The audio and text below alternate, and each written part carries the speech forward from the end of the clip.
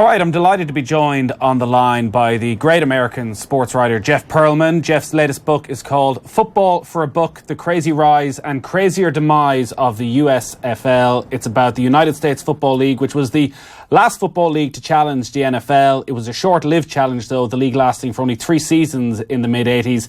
How did its demise come about? Well, a certain Donald Trump has a lot to answer for. Jeff, great to talk to you.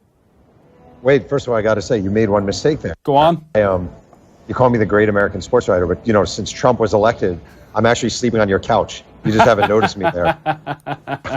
You've been run out of the country or left of your own volition? I didn't know. I ran, man. I ran. You've written some brilliant books on everything. We spoke to you before about Brett Favre and the 86 Mets. I get the sense, though, that writing about the USFL, that it was a real labour of love. Oh, yeah. I mean, it was, I grew up in the 80s. I'm a kid of the 80s. I loved the USFL. I loved everything about it. It was a real challenge to the NFL. It had great uniforms. If you just Google, anyone can Google USFL uniforms. You'll be blown away. Bright colors like champagne and rust. And there were teams like the Stallions and the Showboats and the Outlaws and the Gamblers. And they started stealing NFL players left and right. It was just really exciting. Really exciting. Donald Trump's involvement in the USFL has understandably grabbed most of the headlines around the book, and I guess it won't do sales any harm, but there's a lot more to this book and the USFL. It was a pretty remarkable 3 years, it seems, for American football. How did the league come about? So basically, there was a guy named David Dixon, and he was in New Orleans, Louisiana, and he wanted the NFL to come to New Orleans, and the NFL was dragging its feet. This guy was like, well, I'm going to start my own league. And but the Saints came. I think it was 1961. The Saints came, so he dropped the idea. But then a couple of people are like, it's still a really good idea. And in the 80s, the idea was a spring football league. It was have regional teams draft their players regionally. So a team in Florida, just as an example, will draft from Florida colleges. And the idea was, your fans are going to be fans who have seen these kids play in high school, seen them play in college, and they're going to feel a loyalty toward them. It was really smart. So it started in 1983 as a spring football league. It was a really good league. And then, they struggled financially, but it was a good league. And then a certain owner came along. Yeah, and was the aim of the league at those initial stages, was it to challenge the NFL's monopoly, or was it to almost complement the NFL in the off-season to just provide some entertainment for football fans? I wouldn't say it was to complement the NFL, but it wasn't to destroy the NFL. It was really, there's enough football to go around. Spring is kind of a dead time here in America for sports. Baseball is a long, long season. They play 162 games. So it's a dead time. And people love fall. The guy David Dixon, who started the league, used to say, yeah, football is considered a fall sport, but it's only considered a fall sport because people first played it in the fall. There was no logistical reason. Like if you're a bobsledder, you need cold weather, right? Ice hockey, you need ice. Football, you can play anytime you want. You don't need warm weather, you don't need cold weather. So the idea was just, why not spring football? Football's popular. And quality-wise, over those 3 years, what sort of level did it get to? Like, was this a sort of last chance you for the 80s, that it was full of misfits and players who couldn't make it elsewhere? Or, as you say, the players who were coming from the NFL, were they taking a step down? Or how was it seen? So I would say if the NFL was a 10 and playing with your friends in the backyard is a 1, I would say the USFL was like an 8.5 to a 9. Right. Where it was really, really good. The 2 best teams were the Philadelphia Stars and the Michigan Panthers. Those teams could have played in the NFL, and they would have been good NFL teams. Not great, but very good. They stole a lot of NFL players over the years. Some really famous American football players started in the USFL. Jim Kelly, the quarterback, Steve quarterback, Reggie White, Doug Williams, who won a Super Bowl, played in the NFL, Brian Sniper. There were a lot of 200 guys ended up playing in the NFL who started their careers in the USFL. So it was it had to grow from what it started to what it was. But by the end, it was really, really, really good football.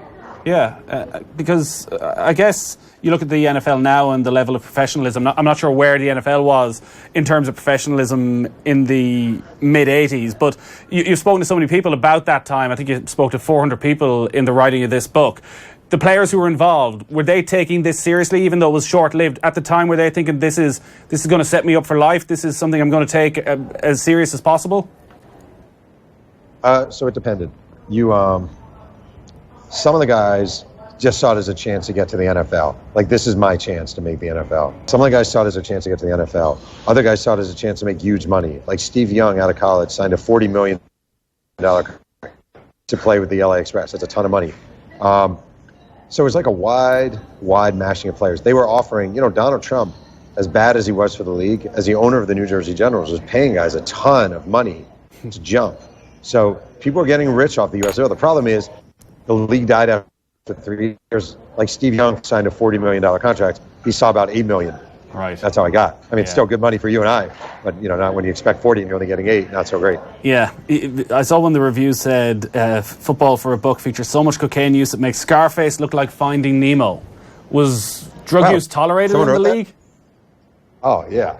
I mean, it's funny. Like the Houston Gamblers are one of the best teams, and their offensive line coach insisted, not just requested, insisted that his players use steroids. Like, if you're not using steroids, you're not on my team. Their star wide receiver used to smoke a joint before every game to get ready for the game. There was cocaine all over the place. There was the San Antonio Gunslingers were just known for having cocaine plant users. The Birmingham Stallions showed up for a game they were supposed to win easily, and their entire defense had been snorting coke the night before, almost all of them, and they lost. It was the 80s, and the 80s were a time of excess, especially here in America when it came to drugs. Yeah. Wow. I didn't realize it was quite that prevalent in the league at the time. The stories from the people you spoke to then was it an enjoyable time for them? Yeah, it was great. It's one of those things I always say. It's like you're flying to Hawaii on vacation, and the plane flight is really rocky and terrifying. Like, that was the USFL. It was great and exciting, but also terrifying. Like, there was, Steve Young, he talked about being on the bus for the LA Express, driving to a game, and the bus driver just stops the bus and says, somebody better pay me my $500 or we're not moving. And they had to go around and collect the money for the guy. There were unpaid bills, and the San Antonio Gunslingers, another team, their owner stopped paying. Just stopped paying. And they would all get their checks, and maybe 3 or 4 would clear, and the others would bounce. So they would all rush to the bank after practice, like in this race, just to be the first ones to cash their checks, because most of them weren't going to. So it was crazy and fun and frustrating, but I think most of them would say it was joyful. And what sort of fan base was there? What sort of attendances were they getting? And were the NFL fans just looking for something to do in the off-season? I think a lot, and I think a lot of them developed a loyalty. It's like if you're a Pearl Jam fan, but some small band comes along, and all of a sudden you're like, oh, you know what? I want to root for them because they're the underdog. They're not. Maybe you go to a Pearl Jam show and their opening band is like Mother's Load or something, and you're like, I'm gonna root for Mother's Load because they're small in the upstart. That was like the USFL. So they got a lot of NFL fans. They got a lot of football fans. They also developed a lot of their own, and the attendance, it really varied from place to place. The Trump's team in New York drew very well. Jacksonville, Florida. What sort of crowds? So the Trump averaged about 38,000. Jacksonville, they averaged about 40. The reason the Jacksonville Jaguars exist now is because the Jacksonville Bulls came along first and drew so many fans. It was, Memphis. Yeah, they showed there was a market. But then other markets, Oklahoma did terrible, Pittsburgh did terrible, Chicago did horrible. It was really hit or miss. We'll get on in a moment then to where it all started to go horribly wrong and Donald Trump's involvement in it. But for those 2 or 3 years where it was up and running and they were somehow getting by, even if their checks bouncing, and on the other end, even though they're signing $40 million contracts, did it ever look like it was going to be a viable business, that if they just hung on in there, that this could have been a success? It was always walking on the edge. I mean, the whole 3 years, it's like, is this going to make it? Is it not going to make it? It could make it. Maybe it will make it. I don't think it's going to make it. It was like that the entire time. There's a lot of ill-advised spending.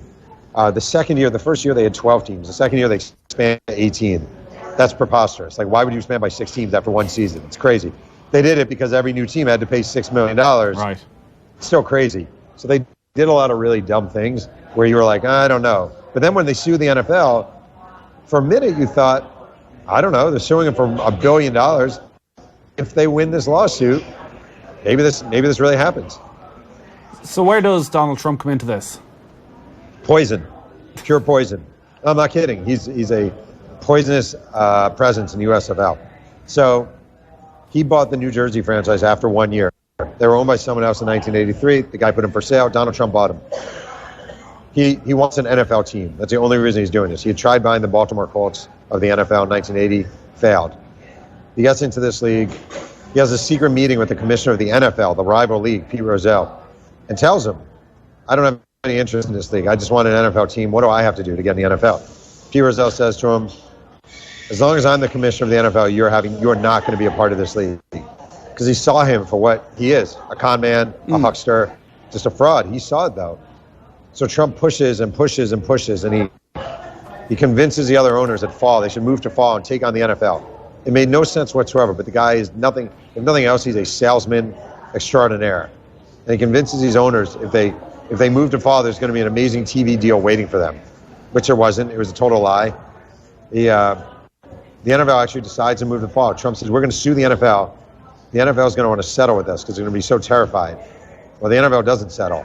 It goes to court here in New York City, where I am right now, and they're suing them basically for $1.3 billion for having a monopoly on television. And the NFL actually did have a monopoly on television, which here is illegal.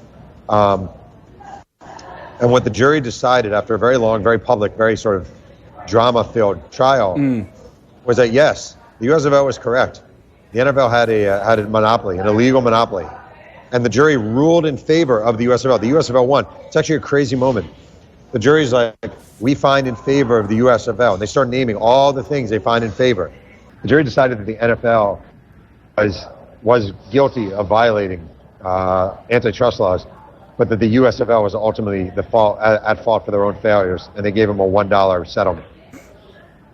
The way you go through it, it's this remarkable 10 seconds in American sporting history where the NFL is potentially facing ruin, and the USFL, the new kid in town, are poised to take over, certainly get probably level pegging and be able to challenge the NFL in all sorts of markets. And as the news comes through to the USFL people, they're off celebrating. All they hear is that they've won. They're off celebrating. They don't listen to the second line of the sentence. And the fallout from that, I imagine, was pretty harsh on a lot of people. It's actually like a movie where I interviewed different people, and it was like, so where were you when the settlement came? And like, the quarterback for the Philadelphia Stars was getting his master's degree, and the teacher interrupted the class to say, you're not going to believe this, but you guys just won the lawsuit. And he's like, yes! And he runs out to call his wife. This is before cell phones. And the wife is like, did you hear the settlement? You know, the general manager of the Orlando Renegades, another USFL team, is jumping up and down in the office, screaming, we won, I can't believe we won. Did you hear the settlement? So it's like this moment. And I don't think it would have ruined the NFL. I think you would have had an immediate merger where the NFL would have had to absorb several of the USFL teams. Trump then, and so we're talking 35 years ago, he was still a rich man. He buys the New Jersey Generals, pays around $9 million. But David Dixon, at that stage, is he just happy to get any investment at all? He's not questioning people's intentions for the league. He just wants to get the investment, get the money rolling in, and worry about what happens down the line later. Actually, Dixon was really interesting. Dixon left the league soon after. His dream was to start a spring football league. He didn't really care about being a part of it. So he actually, part of the condition of him being an owner is that he founded the league, was that he gets a franchise.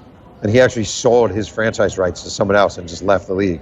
So he was upset because his dream had gone to crap, but financially, he didn't actually have a stake in it anymore. Right. The court case and how it ends up with the USFL filing the antitrust, winning, but getting the judgment of $1, all basically centres around Donald Trump and his testimony and the targeting of Donald Trump right from the very start by the NFL as a figure that really they could take advantage of his ego, that he was somebody who wouldn't play well with the jury. Can you talk us through that, the court cases? I know it was very detailed. It was pretty painstaking for anybody who was in the courtroom, but just how Donald Trump came across in that. Yeah, so he became the USFL star witness by his own choosing. And they had all these players who were willing to testify, and all these other owners who were willing to testify, and they didn't. And Donald Trump became the star witness. And the NFL decided, we're going to make this guy our villain. And it wasn't hard to do. So Trump testified at length, and he lied on the stand. He actually lied on the stand. I had a USFL owner call me the other day and say, I wish you wrote more about how Trump lied. And this is actually a guy who voted for Trump in the election. He's like, you should, because Trump said on the stand that Pete Rozelle offered him an NFL franchise. That's a lie. That's just factually untrue. It was a lie. So they made him the villain, and he came off so horrible. And what the attorney for the NFL did, really wisely, is he made the entire trial about Donald Trump and about this guy who just wanted a franchise, and this guy who, was greedy, and it was poison for the USFL. It backfired so badly, and at the end of the day, they lost. And the funny scene is, at the end of the trial, Donald Trump was actually sitting in court next to the owner of the New York Giants, and the owner takes out $1 from his wallet and gives it to him.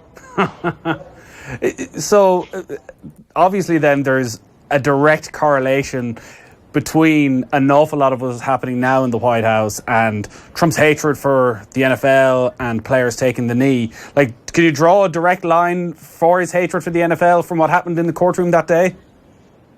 Oh, I mean, look at Donald Trump's career. He tried buying the Colts, failed.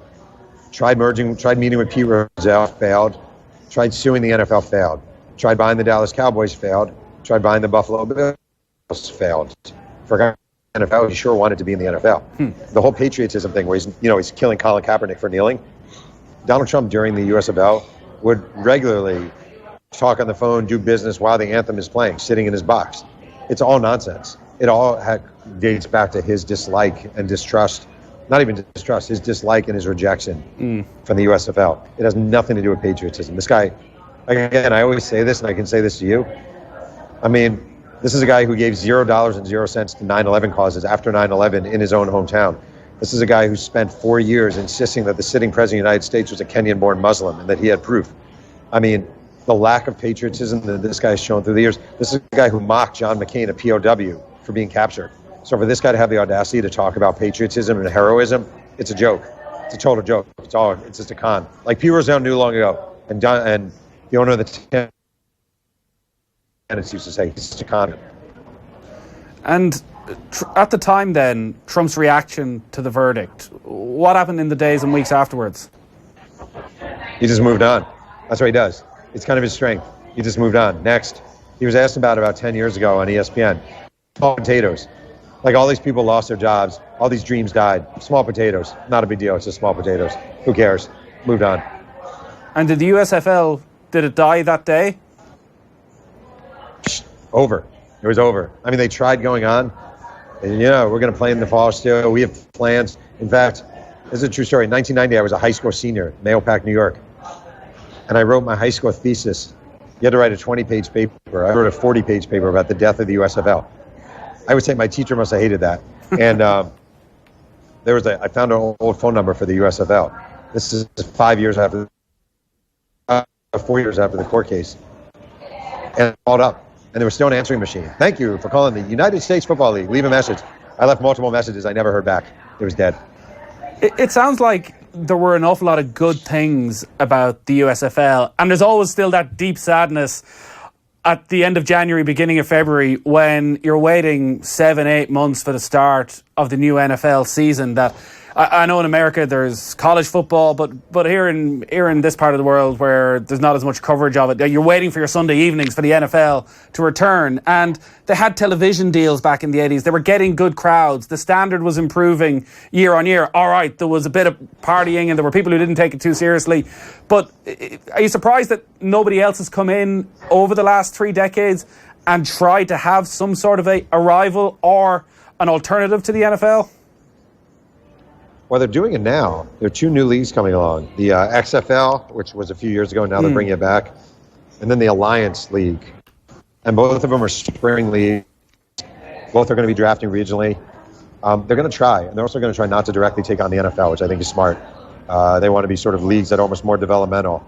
And I think one of the USFL's weaknesses is they tried to take the NFL on way too soon. I think it was entrenched in American culture. You can't just come along and be like, we're better, look at us. We have cool helmets. Like, you need more than that.